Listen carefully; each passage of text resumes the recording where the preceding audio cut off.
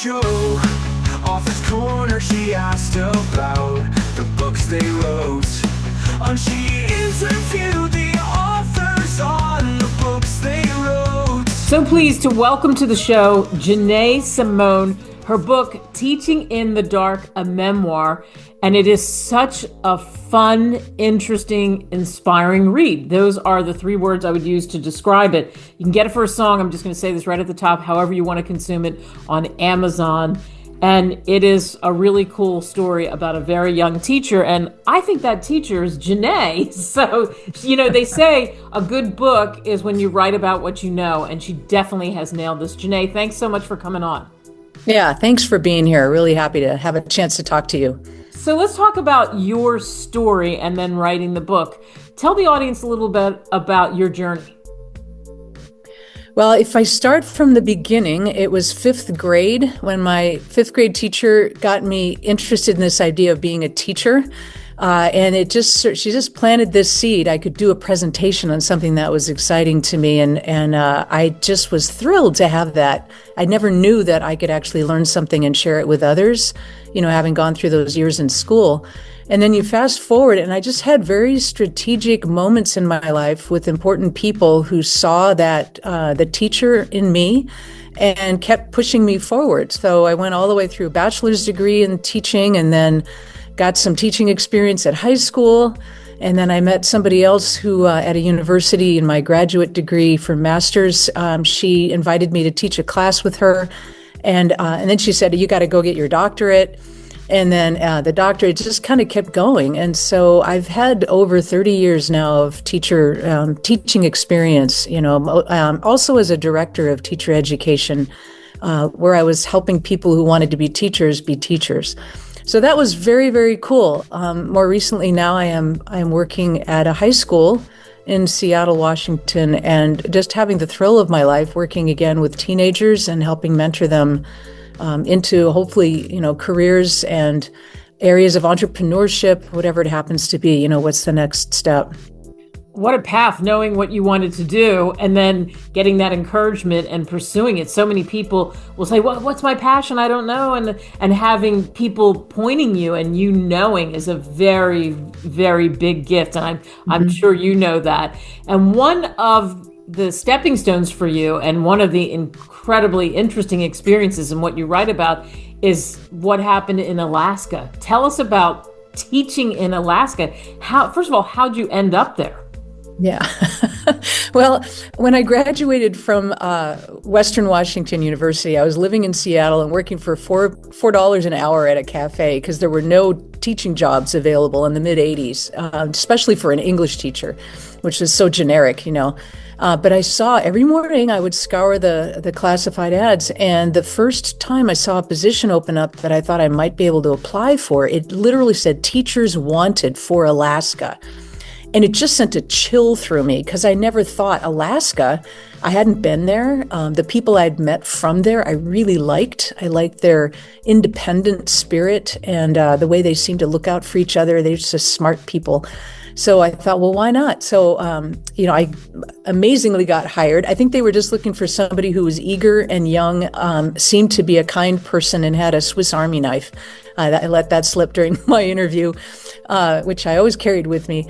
So I sold my car, bought a one-way ticket, and left Seattle in the late fall, or I guess I should say August. It felt like late fall by then. And I had no idea where I was going. I slept in the airport in Anchorage because I didn't have enough money for a hotel. Landed in Nome, and the planes just kept getting smaller. And so all I know is that, I was flying through the clouds in the rain and landed my eyes on Shishmaref before I physically landed there. And one of the opening scenes you'll see, to my shock and dismay, surprise, and it was just, had so many emotions, was to see that the village was located on a little island, just a sandbar, basically, facing the Chukchi Sea. So it was just a leap of faith. I knew I wanted to try out this teaching thing, even though I had flunked my student teaching once and had to come back and do it again. And it was just like, I don't know, somehow I had the faith in myself that I'd figure it out, literally one step at a time.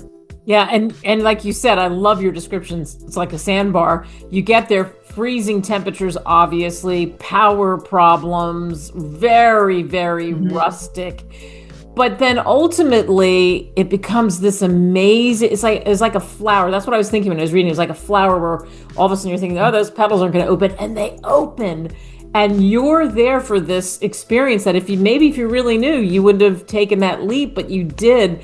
So that's the big part of this book. Tell us about the book and why you wrote it.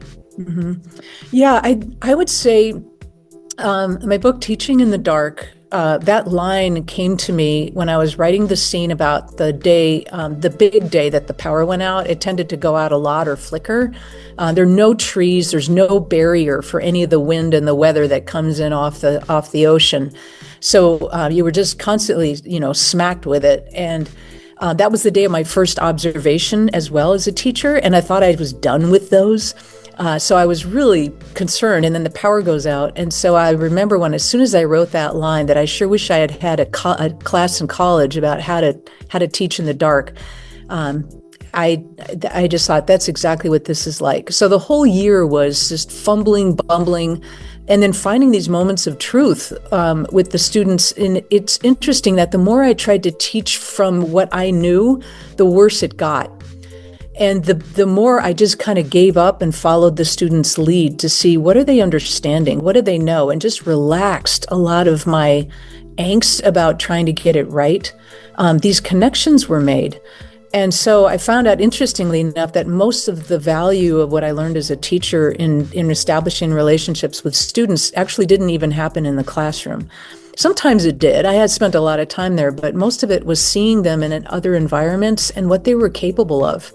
So I think, in terms of that flowering, it was a mix of the palpable, the loneliness, not having anywhere to escape.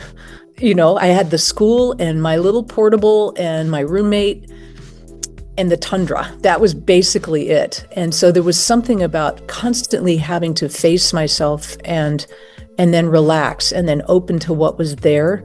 It was almost, I would say, a spiritual experience in a way, because it really helped me pay attention to my inner teacher, as we call it. One of my favorite writers is Parker Palmer, who wrote The Courage to Teach. I found him later on during my doctorate years and based my dissertation on his program, The Courage to Teach. And that's what he talks about too. It's that inner teacher. And we very seldom get to hear that voice because we're so busy all the time as teachers and just keep getting busier and busier. And so that voice gets fainter.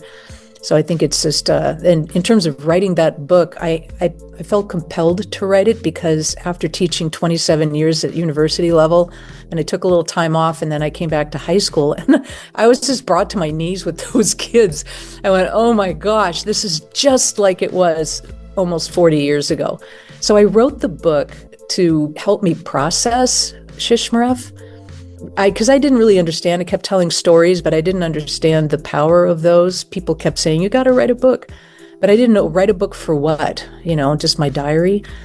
So I wrote the book. It kind of had to be written because it helped me process that time and find the value of those moments as I was experiencing them all over again as a teacher 30 some years later. So it was, it's like coming full circle. Yeah, and it's interesting you talk about, finding that inner teacher and then making those connections, not the way you were thinking that was going to happen.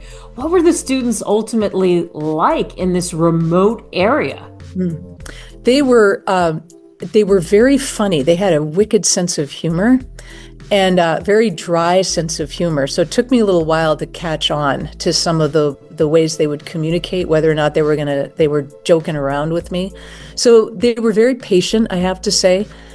Typical kind of the teenager that people might expect, come in late and slump and the head on the desk and kind of grumpy, moody back and forth. But then they would crack a joke. And I think what I recognized about them, because they live in this small village, there were about 500-ish people. There still are a little over 500 people living there on this island, which is a lot for an island that's only about 2 miles long and a quarter mile wide.